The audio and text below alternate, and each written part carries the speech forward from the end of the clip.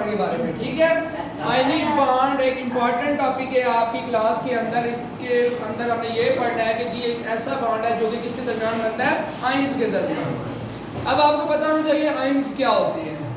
Atom, जब कोई atom electron lose या गेन करता है तो वो आयन में तब्दील हो जाता है, ठीक है।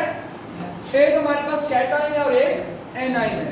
कैटायन हमारे पास होता है जब कोई भी एटम इलेक्ट्रॉन लूज करता है तो उसके ऊपर क्या चार्ज आ जाता है, पॉजिटिव चार्ज आ जाता है। तो पॉजिटिव चार्ज की वजह से वो हमारे पास क्या होगा, कैटायन। इसी तरीके से कोई एटम जब इलेक्ट्रॉन गेन करता है तो उसके ऊपर नेगेटिव चार्ज आ जाता है, उसको हम लोग क्या कहते हैं, एनायन।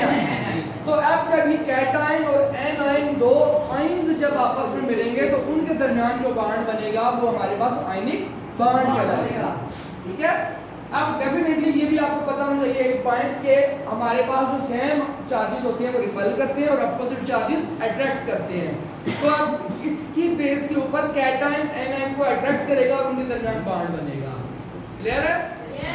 अब हमारे पास यहाँ पे सबसे पहले हम बात कर लेते हैं सोडियम के बारे में। सोडियम का हमारे पास एटॉमिक नंबर आ जाता है 11। इसकी अगर आप इलेक्ट्रॉनिक कॉन्फ़िगरेशन की बात करें तो सोडियम का S2 2s2 2p6 3s1। अब आप देखो कि इसके फर्स्ट शेल के अंदर K के अंदर एक इलेक्ट्रॉन, सेकंड शेल L के अंदर 8 इलेक्ट्रॉन कंप्लीट है। लास्ट शेल जो हमारे पास है बैलेंस शेल जिसको हम लोग कहते हैं उसके अंदर कितने इलेक्ट्रॉन है, 1 इलेक्ट्रॉन। अब हमने कल लेक्चर के अंदर बात की थी कि हर एटम की कोशिश होती है कि वो अपने बैलेंस शेल के अंदर noble gas electronic configuration complete करे, या तो 2 इलेक्ट्रॉन पूरे करे या तो 8 इलेक्ट्रॉन। अब ये स्टेबल होने के लिए क्या करेगा, अपने बैलेंस शेल में से एक इलेक्ट्रॉन लूज कर देगा, ठीक है।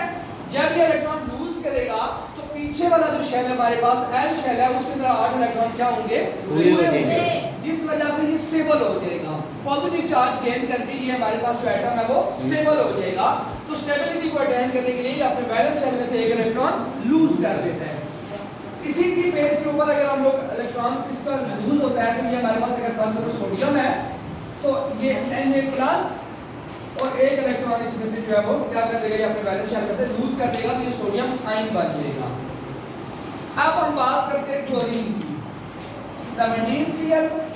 अब इसके इलेक्ट्रॉनिक कॉन्फ़िगरेशन की बात करते हैं 1s2 2s2 2p6 3s2 3p5। अब ये हमारे 70 का इलेक्ट्रॉन पूरे हो जाते हैं, ठीक है। 4 6 10 12 और प्लस 5 17, तो ये 17 पूरे हो जाते हैं। अब हम इसको देख लेते हैं कि फर्स्ट शेल ये हमारा सेकंड हो गया और ये हमारा थर्ड हो गया, तो इसका मतलब इसका बैलेंस शेल जो है वो थर्ड शेल है। अब थर्ड शेल के अंदर हमने इलेक्ट्रॉन को देख लेते हैं 7 इलेक्ट्रॉन है। अब इसकी भी कोशिश होगी कि मैं अपने बैलेंस शेल में कितने इलेक्ट्रॉन पूरे करूं, 8 पूरे करूं। 8 पूरे करने के लिए एक इलेक्ट्रॉन क्या करेगा, गेन करेगा। तो इसका मतलब ये हुआ कि जब ये एक इलेक्ट्रॉन गेन कर लेगा तो ये स्टेबल हो जाएगा।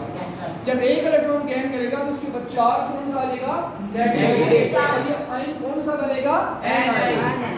अब हम इसकी Cl, अब ये हमारे पास इसने क्या करना है, एक इलेक्ट्रॉन गेन करना है। सोडियम ने क्या किया था, लूज किया था। तो जो गेन वाला इलेक्ट्रॉन होगा ना वो आपके इस लेफ्ट हैंड साइड में लिखना है, ठीक है।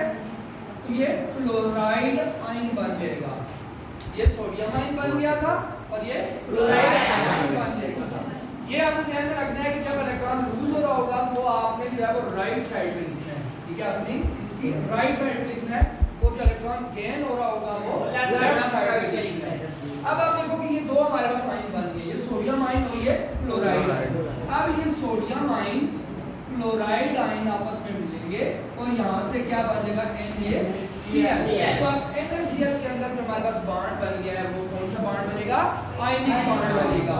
तो ऐसा बॉन्ड जो दो इलेक्ट्रॉन के दो एटम के दरमियान जो है बनता है, लेकिन उसकी शर्त ये होती है कि एक इलेक्ट्रॉन लूज कर रहा होता है दूसरा गेन कर रहा होता है। तो इसका मतलब ये हुआ कि आयंस के दरमियान जो बॉन्ड बन रहा है, जो चार्जेस के दरमियान बॉन्ड बन रहा है, जो पॉजिटिव और नेगेटिव चार्जेस के दरमियान बॉन्ड बन रहा है, वो क्या होगा हमारे पास, क्लियर हो गया